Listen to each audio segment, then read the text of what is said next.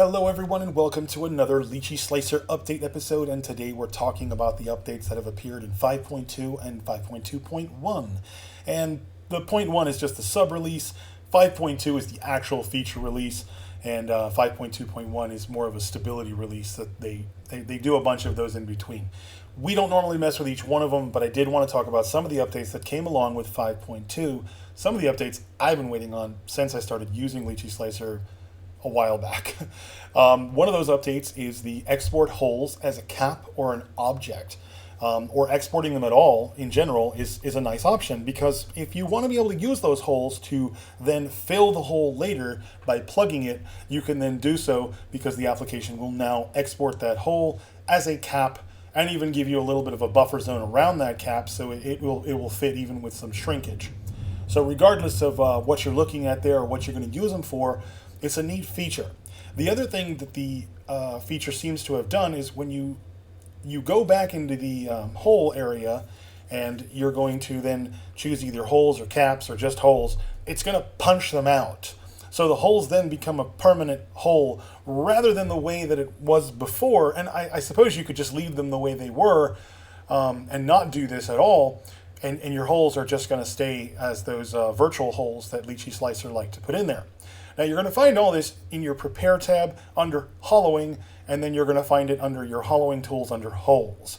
And it's added a couple new things under the Hole tab that have now allowed you to, like I said, create caps, which are essentially the hole itself gets punched out and then a piece of it gets saved for you to fill into that hole later when you have the physical print in your hand.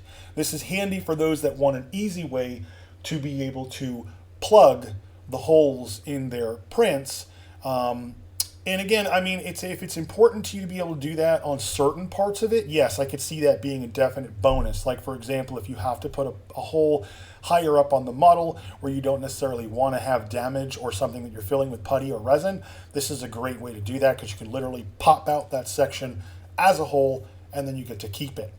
And you'll see if you try to do this when the object is hollow, it's going to say no caps created because there's no holes. So what we have to do first is we have to create our holes. So we're going to do this like we normally would. We're going to go to our hole tool, and then we're going to go ahead and create some holes on the bottom of Gizmo's feet here. And this is a new model, by the way, that we found on Thangs, I believe. This is Thangiverse.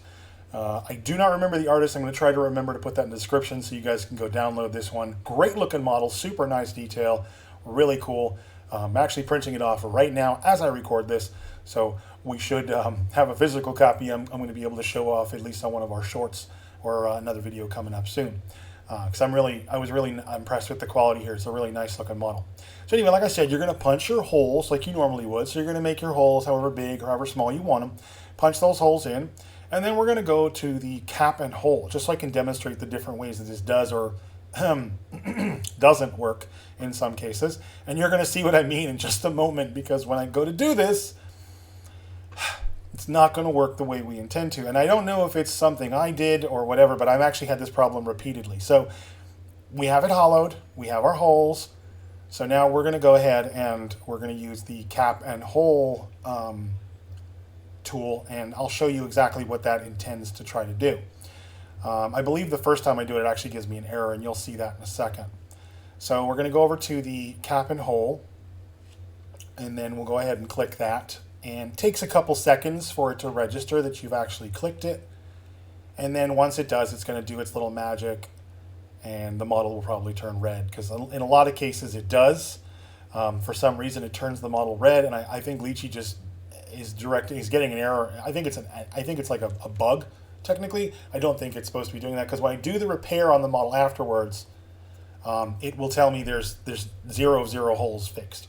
So as you can see here, what we did was we popped the holes. So the holes remain, the little virtual holes remain at the bottom, and you can then remove them, and you'll see the holes are now affixed. There's a permanent hole there, except in that foot for some reason. Don't know why. Just decided not to do that one. Again, this is what I'm saying, that there's some bugs with this applicational feature here that they released. And again, it's a new feature, so I kind of expect sometimes to see the new features have bugs. So there's your cap that gets left behind. Now, notice the first one didn't make a cap, and then the second one didn't recognize the hole. So we got two different sets of errors. Very strange. But there's your cap. There's technically the little piece that you can then plug back in once you physically print it. Of course, you have to print that too. I would advise just printing it right off the plate. It doesn't need to be perfect. You really just need a placeholder there to shove back in and then kind of putty and seal up around the holes. As you see, there's 0 of 0 holes fixed, so there was no actual errors there with the model. Somehow this created a bug that made it think that there was an error with the model. Now, if you want to, if all of your holes are the same size and your caps didn't get created properly, rather than going back to the beginning, you can now duplicate the cap, and now you'll have two caps of the same size, which will, for my purposes on this model, would have worked really well. And then, you can orient them however you want, and use them for whatever you want. Now, if you're using caps of the same size for most of your models, you can actually print out a bunch of these guys and just have the caps handy for you, ready to go to use for your filling purposes. So I suppose in some instances this actually might come in more handy than I am thinking it would. But for me, I don't usually use the caps too much. Now, for example, on this Gizmo model, I would probably just sit him flat on his feet. So there's really no purpose in me capping his feet because I don't care. I'm not going to see them ever. Doesn't really matter to me. He's not a stuffed animal. I'm not going to lay him on his back.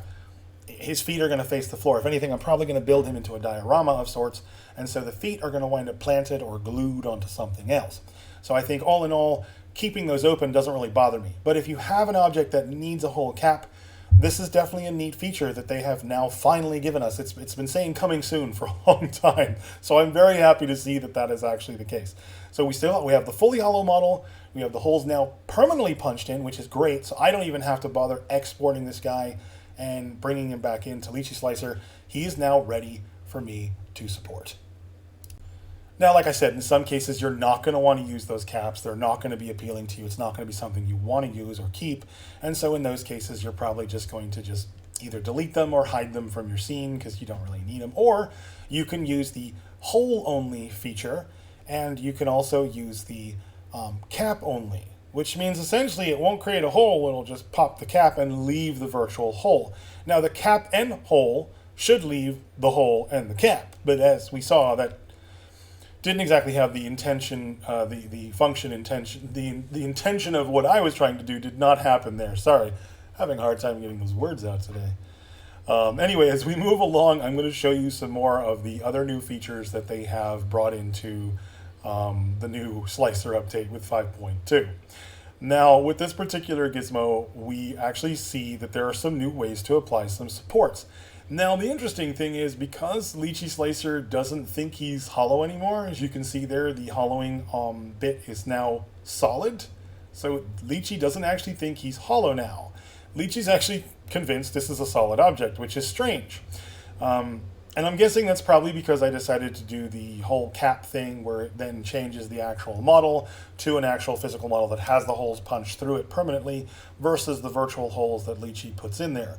So it's a little bit different the way that that functions, and I'm guessing it's probably just making the program think, oh yeah, this is a solid object. Because as you can see now, we have a way to generate only internal supports, all supports, or just ground supports. So those are some new things there as well that I have not messed with before either. And a lot of people ask me, well, how do you do internal supports? Well, I'm guessing this would be a great way to do it if it worked, and Lychee Slicer actually recognized that it's hollow, as you can see. And I've tried this multiple times on this particular model, and I'll try it, I think we did it like twice or 3 times in this particular session because I was really convinced that it was just not catching something. But it does not add the supports to the inside of the object. It does not think it's hollow. So it doesn't know where to add the supports on the inside. I think it's just confused. Now, if we were to hollow the object, punch the holes, then tell it to do this, I think maybe, before we punch the holes, tell it to do this, I think maybe it would catch it because it would recognize it as a hollow object. In this case, it's not. Now, like I said, you can also do support to ground only, or you can actually say all supports, in which case it will actually do all the supports in that case. And it will try to actually support every surface that it can gain access to. In the instance where you're working with an object like this versus working with an object where you're doing like infill, I have not tested that to see if any of that makes any difference, but I imagine the infill thing would probably mess with it entirely since that's already doing its own internal supporting. So I don't even know if those two features will work together. I haven't even bothered to try because I don't use the infill too much. I don't use the 2D hollowing feature very much, only because I prefer to do the 3D hollowing.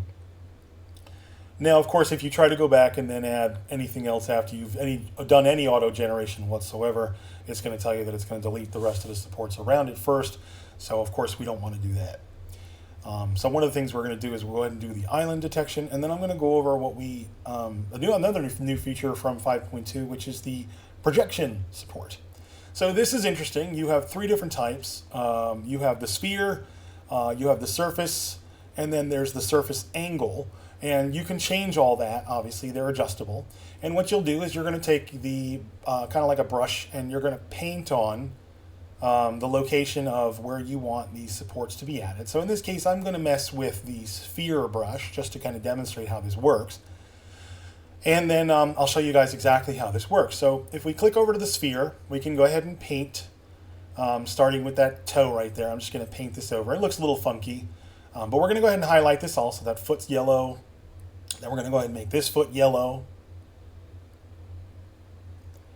And then I'm going to go over some other key areas where I want to just paint on some supports real quick and kind of have this make me some easy supports. And this is actually a really easy way to make some automated supports. If you want to try automatic support building, this is kind of a way of you getting involved, telling the program, okay, build my supports here, and then it's going to give you a projection of what those supports are going to look like based on what you've requested, and then it's going to try and build them. And as you can see here, you have the option to do border, infill. Now the infill in this just means supporting in the middle of it rather than just around the outside. You can actually say, just do this on the outside, just make a border. You can say do the outside and the inside, or you can say just the inside. So there are ways of actually doing both. In this particular case, there's infill off, and then of course we turn infill off because infill on because I want to actually have it fill in. You have different types. You have grid, concentric, and random.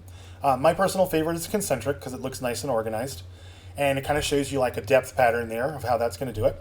And then we choose our preset, and you can choose a tag if you want to. In this case, I'm just going to leave it as dynamically created, and we can create new tags however you want. You create your offset, and then you create your interval. I usually have those about a little bit off from each other. I'll usually have the offset a little bit lower than the interval, and then or the interval a little bit lower than the offset rather, and then we'll go ahead and do the add support for the projection. And there we go. All the stuff you painted, we now have nice little concentrically created support systems, and that actually looks really clean. It kind of looks cleaner than some of the work that I do because I will admit sometimes I rush through things and some of my supporting looks a little messy. So this is very clean. So you can go back into this again and again, and you can do your projection and you can add more supporting. Now I think every time you go in and do the projection, it will actually delete and recreate the support structures because I think this is very similar to generating automatic supports. So it is a little different in the sense of that. But if you want to use it as a way to create a base structure and kind of build from there, it seems to be a really nice tool to get that job done and get it done pretty quickly and kind of make you look more professional, like really fast. Like not only that, it seems to be an interesting way to kind of build support systems and then learn from them. And of course, you can then combine that with other tools such as the support painter, the inline support system, just the random support placement system that already is in place in the program. So all of that is very cool. Nice new features for the 5.2 release.